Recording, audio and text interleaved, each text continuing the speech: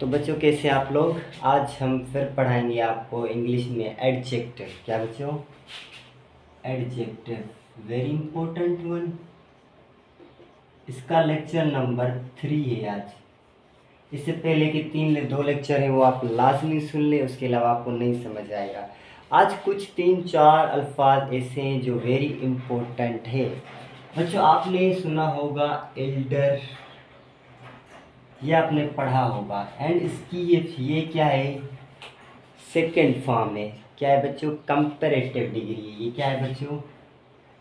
Comparative degree है बच्चों। क्या? Comparative degree. इसका यूज़ क्या है? ठीक है। और दूसरा होता है बच्चों इल्डेस्ट। क्या बच्चों? इल्डेस्ट। ये इल्डेस्ट है। क्या बच्चों? ये है सुपरलेटिव डिग्री। बच्चों क्या है? Superlative degree. इसके एग्जाम्पल्स दूंगा, आपको अच्छे से समझाऊंगा वेरी वेल तरीके से। सिर्फ सुनो गौर से, ध्यान से आखिर तक सुनना। चैनल को सब्सक्राइब ज़रूर कर देना, आने वाली वीडियोस के बारे में आपको पता लग सके। ओके तो बच्चों आओ, दूसरी चीज़ है बच्चों ओल्डर। अब ये लफ्ज़ जो है और दूसरा है ओल्डेस्ट। ये अल्फाज, these words are very very important and examiner you know what, वो क्या करता है इसी वर्ड्स के बीच में आपको वो मतलब कि कॉम्प्लिकेट बना देता है कि अब क्या करना चाहिए। तो ये है बच्चों सुपरलेटिव डिग्री। ये क्या है? Sorry, comparative, comparative and this one is superlative.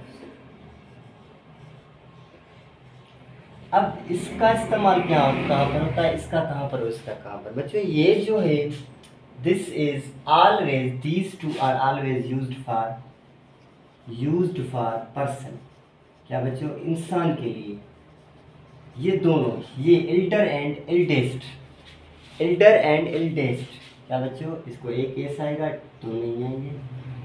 Elder and eldest हमेशा पर्सन के लिए इस्तेमाल होते हैं। और ये जो है these two are used for person और थिंग। ये पर्सन के लिए भी हो सकते हैं, पर्सन और थिंग के लिए भी हो सकते हैं, किसी चीज़ के लिए भी इस्तेमाल हो सकते हैं। एग्जाम्पल दे के आपको मैं समझाऊंगा तो आप समझोगे। और जो एल्डर एंड एल्डेस्ट है ये दोनों इस्तेमाल होते हैं एक ही फैमिली के मेंबर के लिए। जैसे कि ये कह दे कि ये मेरा बड़ा बेटा है, या फिर ये कह दे मेरा सबसे बड़ा बेटा है। ठीक है, तो इसके मैं आपको एग्जांपल दे के समझाना। और ये जो है ना कॉमनली यूज़ होता है। तो इसके अलावा और भी इम्पोर्टेंट है। तो एल्डर बच्चों, he is my elder son, elder son. ठीक है, इसने कहा कि ये मेरा बड़ा बेटा है। ठीक है ना, थोड़ा सा बड़ा बेटा। लेकिन बच्चों ये कंपैरेटिव डिग्री है, तो ये एक ही फैमिली के बारे में, एक ही अब्बू है और एक ही उसका बेटा है। तो सेम फैमिली के लिए और पर्सन के लिए भी यूज़ हो रहा है। ओके। और दूसरा है बच्चों ये वाला।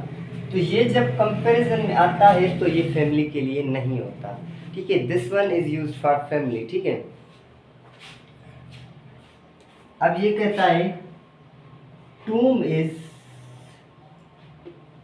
माई, टूम एक बंदा है, लड़का है। टूम इज माई एल्डेस्ट सन। क्या बच्चों? एल्डेस्ट। अब एल्डेस्ट सन का मतलब ये है एल्डेस्ट। अब ओल्डर, एल्डर, ओल्डर नहीं एल्डर है। जब ये नहीं कहेगा सर, अगर कह दे कि ये मेरा इससे बड़ा बेटा है तो एल्डेस्ट या ओल्डर यूज होगा। लेकिन कभी अब सेंटेंस में क्या दे देगा आपको? लेट्स सपोज आपको ऐसे दे देगा examiner, he is my older सन।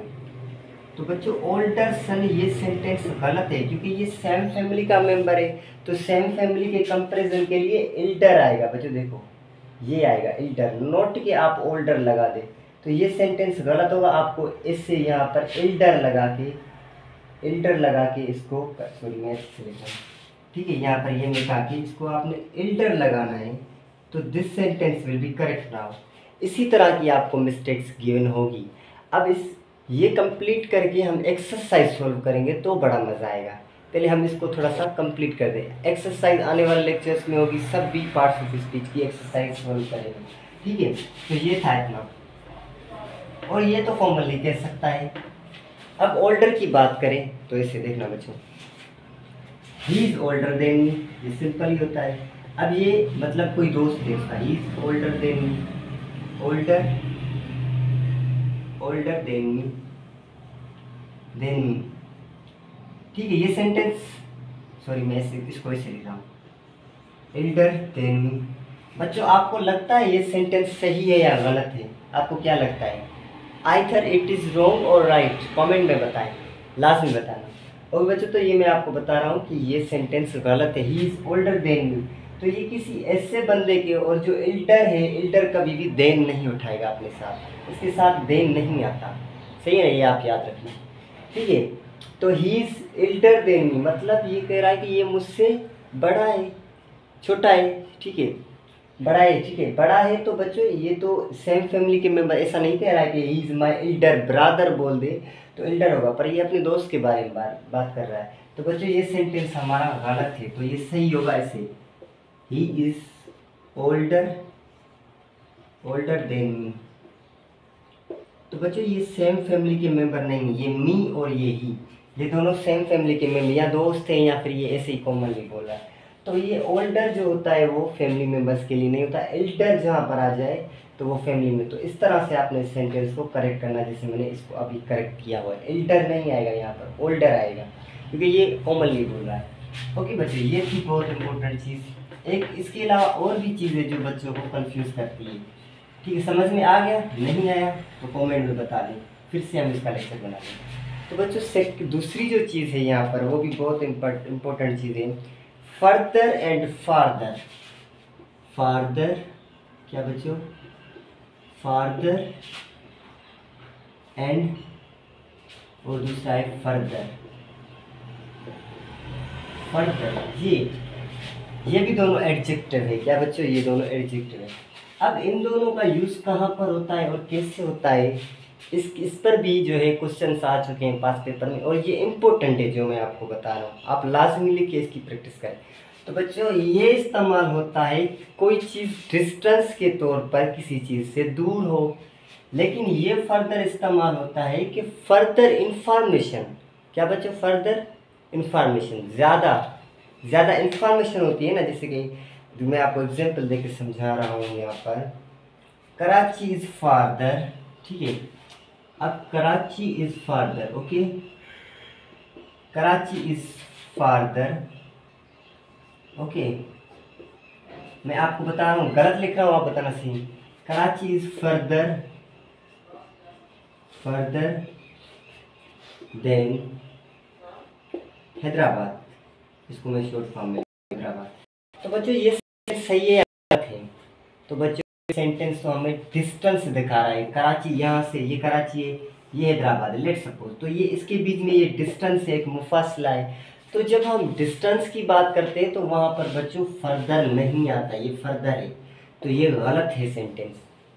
इसी तरह से आपको वो दे सकता है एग्जामिनर, और आपने इसको ऐसे करके करेक्ट करना है। मैं इसको करेक्ट कर रहा हूँ, ठीक है ना। तो आप लिखोगे कराची, ठीक है, कराची इज फर्दर नहीं बल्कि फार्दर, क्या बच्चों? फार्दर, क्योंकि डिस्टेंस के लिए फार्दर इस्तेमाल होता है। फार्दर किसके लिए? डिस्टेंस के लिए, ये आपने याद रखना है। मतलब कोई चीज़ कितनी दूर है तो उसके लिए हम ये यूज़ करते हैं, फार्दर देन हैदराबाद, HYD में यहाँ पर लिख रहा हूँ, ठीक है ना। ओके बच्चों, ये सेंटेंस करेक्ट है और ये वाला सेंटेंस रॉन्ग है। ना दूसरा, आप फर्दर का मतलब होता है कोई इंफॉर्मेशन देना, क्या? ठीक है, मतलब ज़्यादा आगे, या फिर कोई चीज़ में डिले आना, या फिर किसी चीज़ को आगे बढ़ाना, ठीक है ना। लेट सपोज हम फर्दर का एग्जांपल देते हैं आपको। I will share you further knowledge, क्या बच्चों? फर्दर मतलब ज़्यादा, फर्दर नॉलेज। तो बच्चों यहाँ पर कोई ऐसी बात हो रही है, यहाँ पर ये सेंटेंस सही है या गलत है आपके हिसाब से? हाँ ये सेंटेंस सही है। अब ये knowledge is information, is a kind of information, तो ये इंफॉर्मेशन की बात हो रही है यहाँ पे, ठीक है। This is very important one, इन दोनों के बीच में आपको डिफरेंस आना चाहिए कि ये कहाँ कहाँ पर इस्तेमाल हो सकते हैं। Okay, let's suppose you should you should you should not you should not delay more, delay further, you should not delay further, delay आप इसको लिख सकते हैं या delay further, मतलब आप ज़्यादा जो है ना इसके अंदर कोई चीज़ मतलब न्यूज़ वगैरह या कोई चीज़ें उसको चलाने में देर नहीं करनी चाहिए। तो ये बच्चों इंफॉर्मेशन के लिए फर्दर इस्तेमाल होता है। इसी तरह से आपने इन दोनों के बीच में डिफरेंस मालूम करके बता, नहीं है समझ तो कमेंट में पूछ लो। एक और एग्जांपल मैं आपको दे रहा हूँ, ठीक है ना। I will send you further news, okay, I will send you further news, okay. तो बच्चों आप मुझे ये बताओ क्या ये सेंटेंस सही है? नो बच्चों, this sentence is wrong, because news एक किस्म की इंफॉर्मेशन है और इंफॉर्मेशन के हमने लिए कहा था कि हमें फर्दर लगेगा ना कि फार्दर, तो मैंने यहाँ पर फार्दर लगाया है, सो दिस इज रॉन्ग। क्या लगेगा यहाँ पर? फर्दर लगेगा बच्चों, फर्दर। क्या लगेगा? फर्दर। क्या लगेगा? Further, not farther, okay, farther. हाँ, अब मैं ये एक और इम्पोर्टेंट लिख रहा हूँ, माई हाउस इज फर्दर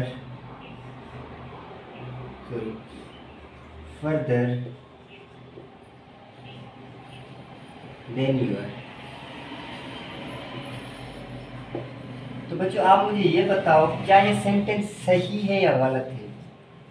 बच्चों ये बताओ, जल्दी बताओ, ये सेंटेंस गलत है बच्चों। अब मैं अपने घर की और उसके घर के बीच में एक मुफासले की बात कर, I am talking about the distance, so here I must use farther not further. तो ये फर्दर है, तो ये सेंटेंस इस तरह से करके आपको एग्जाम में दे सकता है, तो आपने इसको इस तरह से करेक्ट करना है बच्चों। My house is farther, not के further, farther, okay. I have put here further, so further is wrong, so I will use here farther, क्योंकि ये डिस्टेंस है। फार्दर देन यूअर, मतलब तुम्हारे घर से मेरा घर दूर है।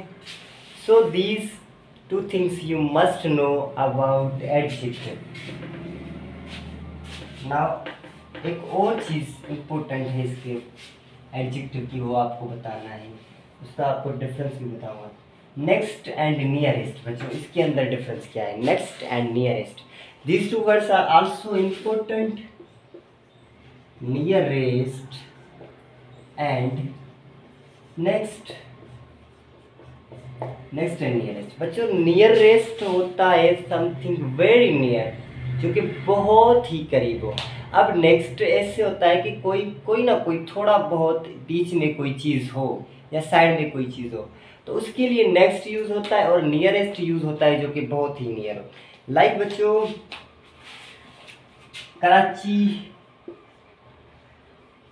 Karachi sea port is nearest to Europe।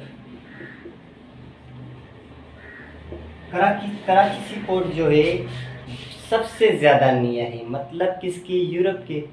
अब नियरेस्ट इसने इसलिए लगाया क्योंकि इनके बीच में, सी पोर्ट एंड यूरोप के बीच में कोई भी बड़ा डिस्टेंस नहीं है, या कोई और चीज़ सिटी या फिर कोई ऐसी चीज़ नहीं आ रही है, तो इसने इसलिए कहा कि कराची सी पोर्ट ही ऐसी सी पोर्ट है जो एक यूरोप को करीब पड़ती है, ठीक है। इससे अलावा कोई और सी पोर्ट है ही नहीं जो उसे नियर पड़े। अब नेक्स्ट का यूज़ अगर आप देख लें बच्चों, where is the nearest phone box, ठीक है ना। अब ये कह रहा है देयर इज नियरेस्ट शॉप। अब ये कह रहा है सबसे करीब वाला, मतलब जो सबसे करीब, मैं लेट सपोज मैं किसी चीज़ के बारे में I am asking about some shops, मुझे कुछ खरीदना है, I want to buy something, तो मुझे ये चीज़ देखनी है कि मैं कोशिश करूँ कि सबसे करीब वाले शॉप पे जाऊँ। तो मैं नेक्स्ट नहीं बोलूँगा, I will not talk about next. अगर आपको कहना है कि मुझे मोबाइल शॉप पर जाना है, तो आपसे कोई बंदा कह दे भाई करियाना की शॉप के बाद वो है, तो आप वो लगाओगे वहाँ पर next to the kirana shop, kirana के नेक्स्ट में है मोबाइल शॉप, तो ये यहाँ पर नेक्स्ट आप लगा सकते हैं, ठीक है। तो नेक्स्ट का यूज भी आपको बता रहा हूँ। अब ये बताएगा my uncle lives in next house. अब मैंने नेक्स्ट यहाँ पर इसलिए लगाया क्योंकि मेरा हाउस होगा, ठीक है, पहले मेरा हाउस होगा देन मेरे अंकल का होगा, इसलिए मैंने कहा कि मेरे अंकल नेक्स्ट हाउस में रहते हैं, ठीक है ना। ओके, सो बच्चों इस तरह से इन दोनों को आप डिफ्रेंशिएट कर सकते हो, ठीक है ना। सो अगर मैं आपसे कहूँ कि मेरी शॉप मोबाइल शॉप के बाद में, तो मैं कह दूंगा my shop is next to. अब नियरेस्ट नहीं लगाऊंगा क्योंकि उसके बाद मेरी शॉप है, ठीक है ना। अब कोई बंदा आ रहा है तो वो उसको नियरेस्ट, पहले जो नियर है वो है एक शॉप है मोबाइल की, उसके बाद मेरी शॉप है, ठीक है ना। तो मैं कह दूंगा next to, my shop is next to mobile shop. क्या बच्चों? Mobile shop. सो मेरे हिसाब से ये चीज़ें आपको समझ में आ गई होगी, अगर नहीं आई तो कमेंट में आप कर दें, पूछ लें, मैं आपको बता दूँ। और दूसरी बात, आप कमेंट में लाजमी पूछा करें, इसकी हम प्रैक्टिस बहुत ज़्यादा करेंगे, बहुत। जब ये हमारे कंप्लीट हो जाए सारे adjective, pronoun, verb, adverb, punctuation and conjunction, these are parts of speech and the most important one is articles, the, a and an, this is very important. अगर उसको हम करेंगे सोल्व, उसके बाद एक्सरसाइज, बहुत बड़े लेक्चर बनेंगे, वो आप देखोगे तो आपको इजीली समझ आएगा। आज के लिए इतना ही था। अल्लाह हाफिज़, थैंक यू, टेक केयर।